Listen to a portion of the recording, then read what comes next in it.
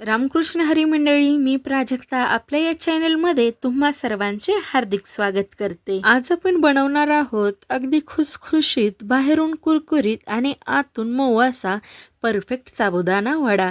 ही recipe एकदा करून पाहिली तर प्रत्येक उपवासाला हाच वडा बनवताल। व्हिडिओमध्ये मी जी वाटी दाखवली आहे ती एक वाटी भरून मी साबुदाणा रात्रभर भिजत ठेवला होता।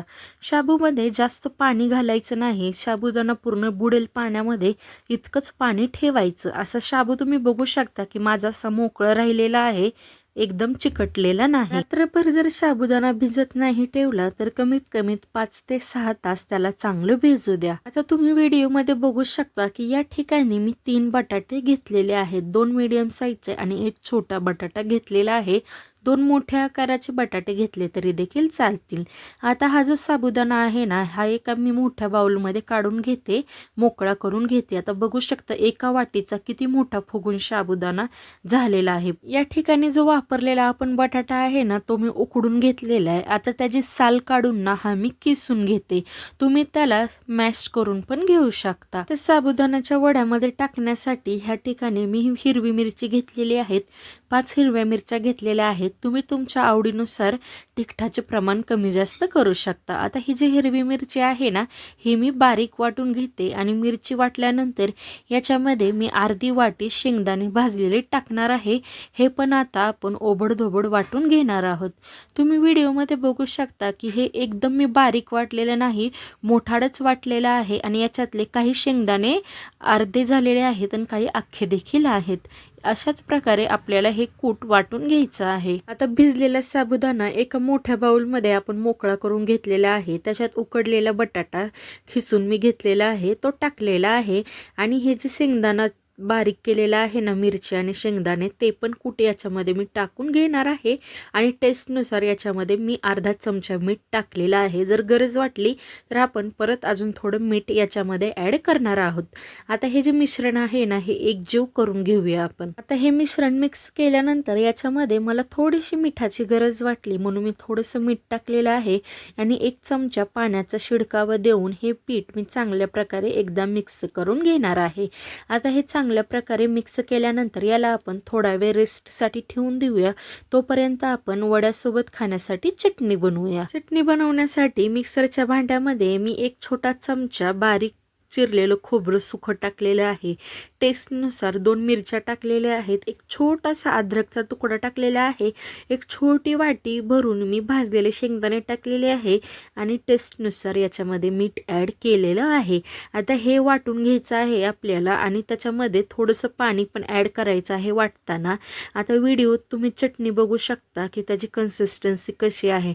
अशा पद्धतीने आपल्याला ही चटणी बनवायची आहे। ही चटणी इतकी टेस्टी लागते, एकदा बनवा आणि मला कमेंट बॉक्समध्ये सांगा। आता चटणी बनवून झालेली आहे, तर चला आता आपण वडे बनवून घेऊया। आता चमच्याच्या मदतीने हे पीठ मी थोडंसं मोकळं करून घेते आणि वडे कसे बनवायचे मी तुम्हाला सांगते। मला माहिती आहे तुम्हाला सगळ्यांना वडे बनवता येतात, तरी पण मी तुम्हाला एकदा सांगते, नक्की बघून घ्या। आता हे असंच एका चमच्याने आपले साईज जशी आपल्याला बनवायची ना, लहान वडे बनवायचे असले तर थोडंसं पीठ घ्या, मोठे वडे बनवायचे असले तर थोडं जास्त पीठ घ्या। तुम्ही बघू शकता मी जास्त मोठे पण वडे केले नाहीत आणि जास्त छोटे पण वडे केलेले नाहीत, मी मीडियम आकाराचे वडे बनवलेले आहेत। थोडंसं पीठ घ्यायचं हातावर, त्याला जसं लाडू आपण गोल बनवतो तसं बनवायचं आणि मध्ये असा दाब देऊन त्याचे चांगले वडे बनवायचे। आता हे जे बनवलेले वडे आहेत ना, एका ताटामध्ये मी मांडून घेते। आता 1 वाटी साबुदाणा मी भिजत घातला होता, त्याच्यामध्ये 3 बटाटे टाकले होते, त्याचे आपले मीडियम साईजचे 16 वडे बनवून झालेले आहेत। 2 माणसासाठी हे पुरून उरतील एवढे वडे बनतात। आता उपवासाला याच्यामध्ये ना आमच्यात जिरी किंवा कोथिंबीर असं काही वापरत नाही, फक्त शेंगदाण्याचं कूट, हिरवी मिरची आणि बटाटा एवढंच उपवासाला आमच्या इथं चालतं।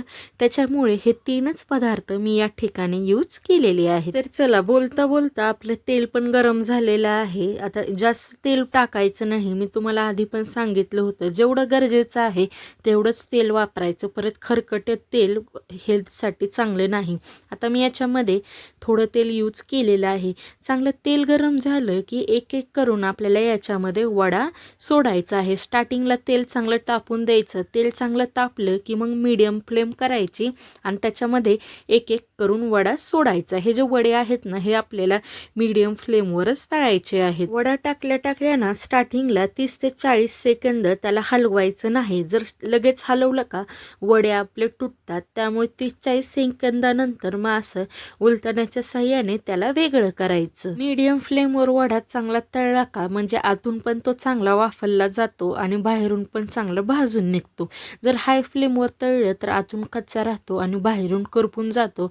त्यामुळे साबुदाण्याचा जो वडा आहे ना तो कधी पण मीडियम फ्लेमवरच चांगलं त्याला तळून घ्यायचं. वडा आहे ना दोन्ही बाजूने आपल्याला चांगला भाजून घ्यायचा आहे. म्हणून उलटण्याच्या साहाय्याने ना त्याला असं दोन्ही बाजूनी पलटत राहावा जेणेकरून आपला वडा छानपैकी तळून निघेल. जर या वड्याच्या रेसिपीमध्ये जर तुम्हाला काही डाऊट आला असेल ना तर मला कमेंट बॉक्समध्ये नक्की विचारा.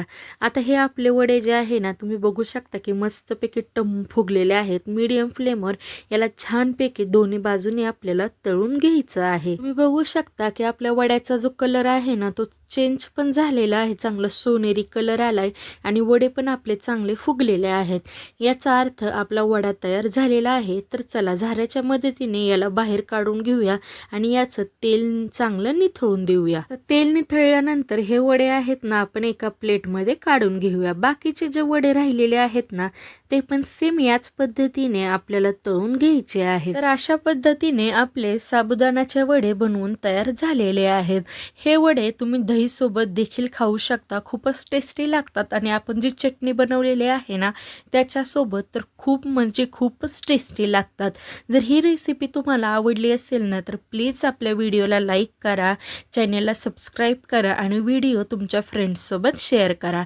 आणि जर काही डाऊट आला असेल तर कमेंट बॉक्समध्ये नक्की विचारा. Bye bye.